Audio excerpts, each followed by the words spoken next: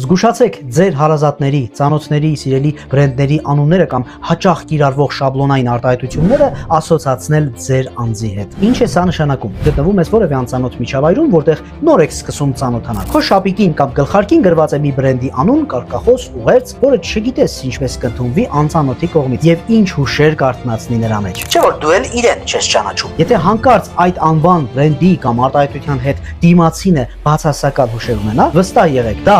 100%-ով ազդելու է ձեր շփման վրա։ Նույնը վերաբերում է խոսքի ընթացքում բրենդերի կամ որևէ մեկի անունն արտաբերելուն։ Երբեմն մարդիկ ծանոթանալիս հպարտորեն նշում են, որ այնինչի ընկերն են, այսինչի բարեկամը կամ աշխատում են X ընկերությունում, կարծելով, որ դա կշիռ կավելացնի իրենց մասին նոր ստեղծվող կարծիքի վրա։ Բայց նրանք չեն մտածում, որ դիմացինի համար այդ ընկերությունը կամ տվյալ անձնավորությունը կարող է ունենալ բացասական համբավ։ Հարցն այն չէ, որ ձեր շփումը կձախողվի կամ չեք բարեկամանա, այլ այն, որ տվյալ անունը կամ արտահայտությունը սկզբնական փուլում կարծիք ձևավորելու է ձեր մասին միանշանակ։ Հետագա շփումն ավելի շատ ջանքեր կպահանջի ձեր մասին կարծիքը փոխելու, բալանսի բերելու, քան եթե մինչ այդ ձեր անունը չկապվեր որևէ այլ անվան կամ խոսքի հետ։ Ուստի այն անունն ու խոսքը, որը բարձրաձայնում եք, կրում եք ձեզ վրա, մարդկանց հուշում է, որ դուք ամենայն հավանականությամբ համաձայն եք այդ գաղափարախոսության կամ անձի նրա գործունեության ու դիրքորոշման հետ։